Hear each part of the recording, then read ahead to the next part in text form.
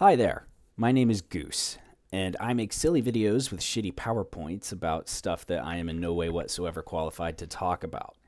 So let's get started. Today, we're talking about dinosaurs, perhaps the greatest lie of science.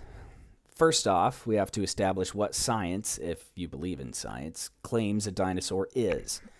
The claim is that dinosaurs are large ancient reptiles that first appeared on Earth about 243 million years ago, back when everything was fucking hot and the trees were the size of skyscrapers and the global cabal hadn't invented propaganda yet. Science also claims that dinosaurs are also birds somehow. We'll get to that. Wikipedia says that under phylogenetic nomenclature, dinosaurs are usually defined as the group consisting of the most recent common ancestor of Triceratops and modern birds and all its descendants. So let's take that with no grains of salt whatsoever. Dinosaurs belong to a group called archosaurs, which includes crocodilian species, which are alive today and live mostly in the sewers of Manhattan, along with 4 turtles wearing headbands and a talking rat. We're going to analyze the traditional interpretations of fossil evidence, talk about artist renderings of what creatures could have looked like back then. We'll touch on the culturally accepted norms of paleontology and how they got created. We'll allude to the legitimacy of fossil record data and findings being completely fabricated, but we won't say that outright. And we'll talk about loyalty to the narrative and how that's forced on paleontologists by Dr. Cosby. There's going to be a reference to a poop joke from Jurassic Park, and we'll touch on interpretations of fossil record data changing over time. First off, I'd like to use a specific example, and the Deinonychus is perfect for that. Here you can see the skeleton of a Deinonychus, and the traditional depiction of one up until the turbo-autists finally broke the will of the lizard overlords and convinced the Scientific Journal Review Board to accept that feathers have actually been found in fossils of bipedal archosaurs. The revised depiction is shown here. So what is a reptilian dinosaur with avian traits? I'm so glad you never asked. Is it a hybrid? Some chimera of an ancient dark time where biology arbitrarily decided to do weird shit that biology can't do? Is it a different species entirely? Is it a complete falsification like WMDs in Iraq? Was it a mistake in paleontological findings? Well, to answer this, we must first analyze the 2 morphologies prominent in bipedal avian dinosaurs. Let's first see if the Deinonychus fits the profile of a reptile. Here we have the skull of an iguana next to the skull of a Deinonychus. The similarities are striking when we look at the placement of the nostrils, eye sockets, and neurocranium portion of the skull. The teeth are a similar profile, suggesting carnivorous reptile, and most notably, the bottom jaw on both has a seam between the dentary bone and the coronoid. So it looks like the Deinonychus is a reptile. So where does all the bird stuff come from? Well, scientists have analyzed the skeletal structure of the Deinonychus, and due to similarities in the legs and ratios regarding the spinal column and ribs, the anatomy looks incredibly avian. While others have surmised that paleontologists have mistakenly placed a bird-like sternum bone, shown here highlighted in red, at the hips of the Deinonychus, and misplaced the ilium, the ischium, whatever that word is, and the pubis, highlighted in blue, towards the front of the skeleton, when reconstructing the fossilized bones from dig sites. Did the Deinonychus look more like a giant ostrich with big scary teeth? Or is the truth something stranger? Biblical conspiracy theory. In Genesis 6, verses 1 through 2, it says, "When human beings began to increase in number on the earth, and daughters were born to them, the sons of God saw that the daughters of humans were beautiful, and they married any of them they chose." In Genesis 6:4, "The Nephilim were on the earth in those days, and also afterward. When the sons of God went to the daughters of humans and had children by them, they were the heroes of old, men of renown." Genesis 6:7, "So the Lord said, I will wipe from the face of the earth the human race I have created, and with them the animals, the birds, and the creatures that move along the ground.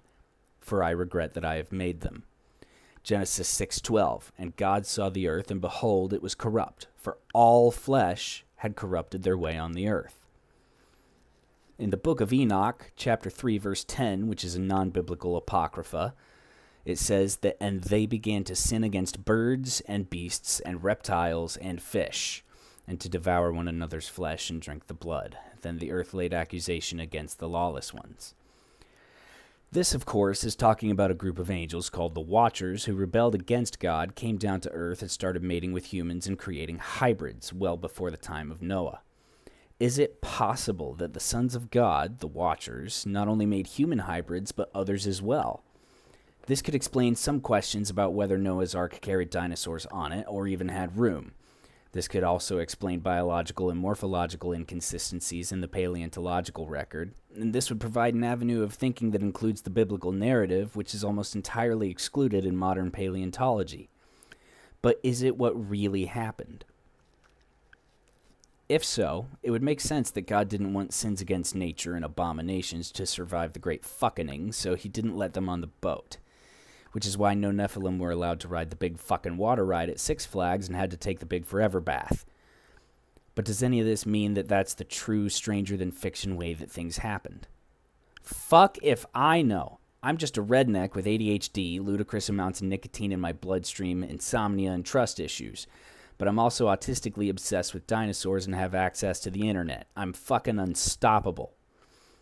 But what do I actually think? Well, despite the Smithsonian, the scientific journals, and the CIA's efforts to misinform the general public about the reality of dinosaurs, I've concluded that bipedal avian reptile archosaurs could likely be Nephilim hybrids, due to the clearly reptilian physiology combined with avian traits and findings of feathers in the fossil record.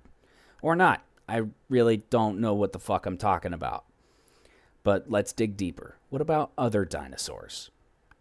Let's talk about sauropods. What are sauropods?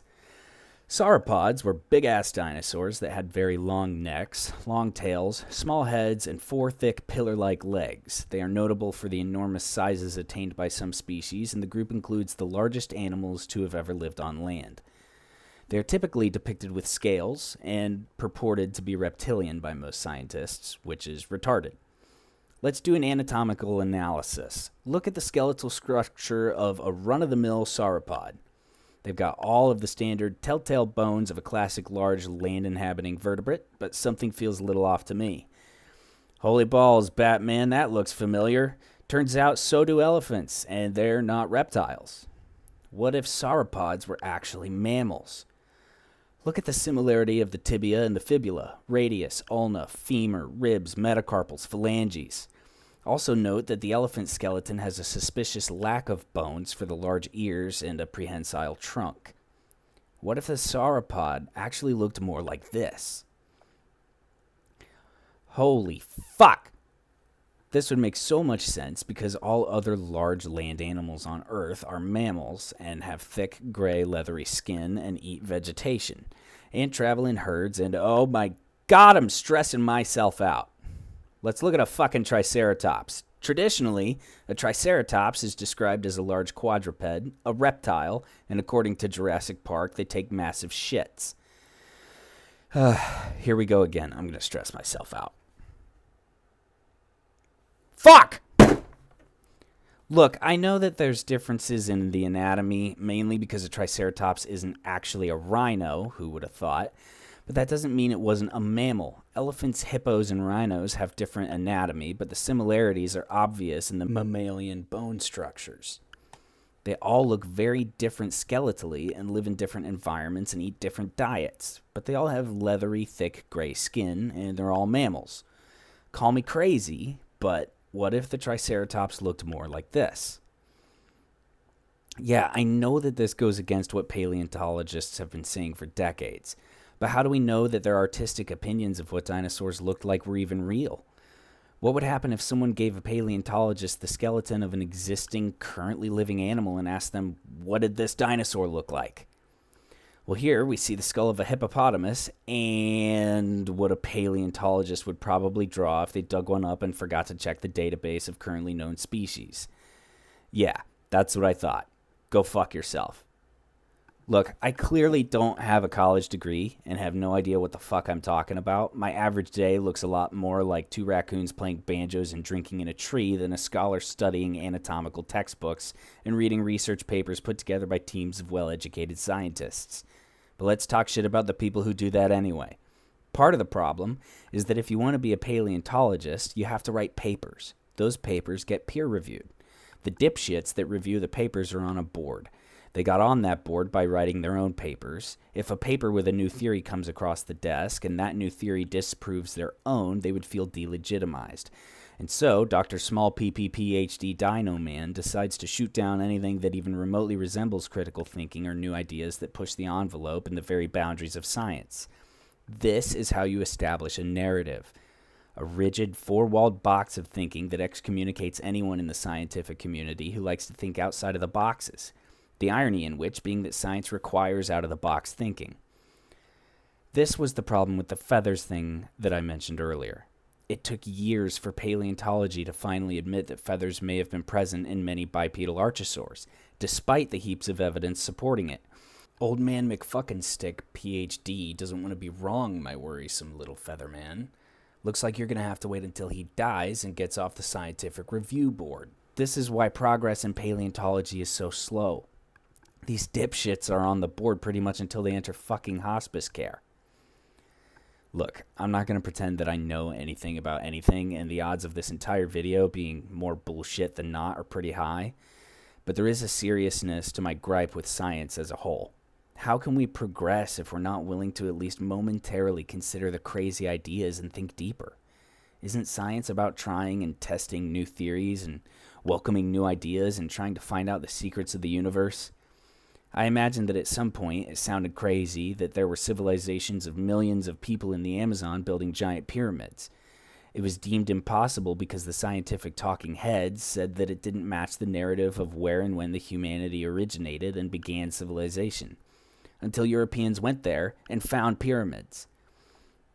I guess what I'm trying to say is keep an open mind. Sometimes the crazy might not be as crazy as you think. I've been Goose. Keep it silly out there, folks. Don't forget the tinfoil hats.